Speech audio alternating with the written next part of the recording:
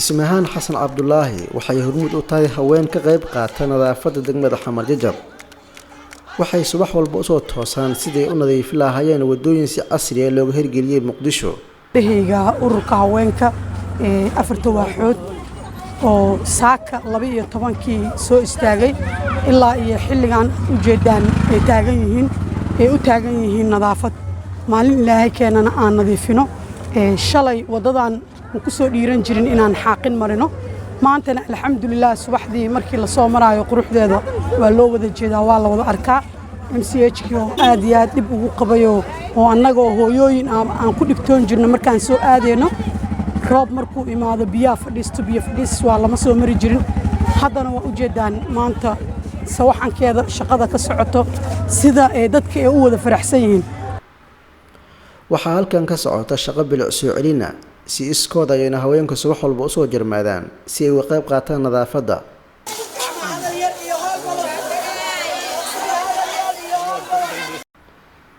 waa qayb ka mid ah horumarka waxaana arrinkan hirgeliyay maamulka degmada Xamar Jajab.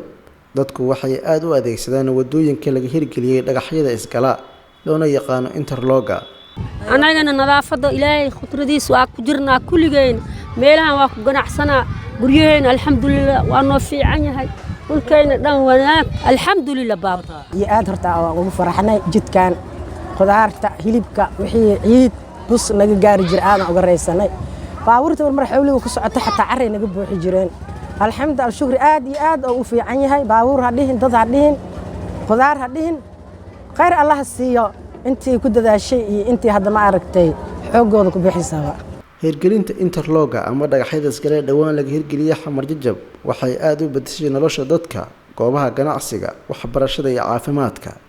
run ahaantii awal bacaad badan rab badan ahayd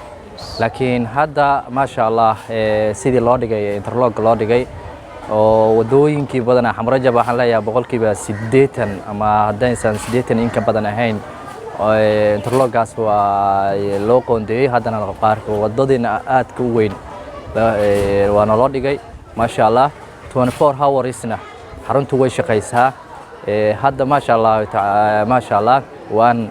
waxaan leenahay wax badan ayay noo soo faa'iideysay annaga kaliya ma ahan bulshada xataa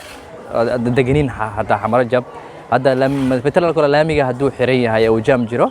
xaafadaha la soo maraa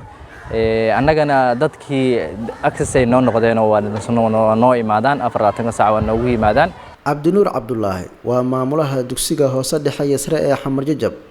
waxa uu noo sheegay in dhismaha wadooyinkan ay dabooleen dhibaatada ay ku qabeen ardayda. dhanka roobabka markii la gaaro maxay ahayd biyo fariisi badan iyo meelo badan oo qashinka oo isku aruursada ka jiray waxa oo dhan waa laga nastay waa maxay ahayd nadiif bay noqdeen xilliyada dabayluhu ay kacaan oo kale bus badan iyo maxay tahay wasaq badan baa hawada ku kici jirtay waxaas oo dhan waa laga nastay mararka qaar waxa dhici jirtay oo kale maxay ahayd wadooyinka oo kale in roob da'aan oo biyo dilaaciyaan oo mesela gaari oo kale ama mootooyin oo kale iskuulka ay soo gaari waayaan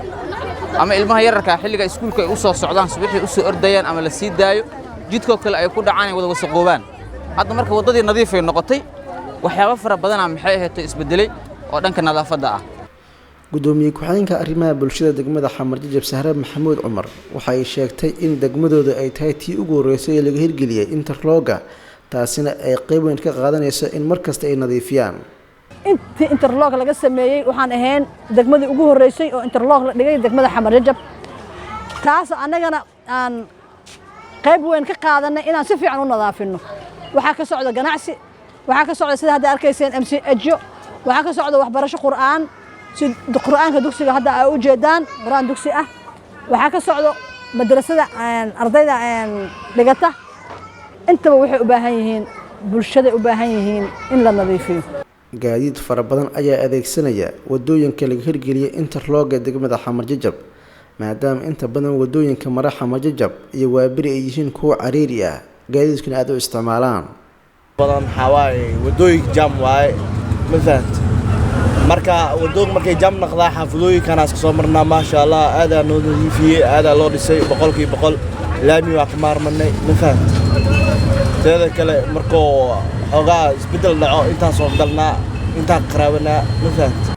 waa qayb ka mid ah horumarka ka socda magaalada muqdisho si loo gudbo burburkii muddo ku raagay wadooyinka muqdisho.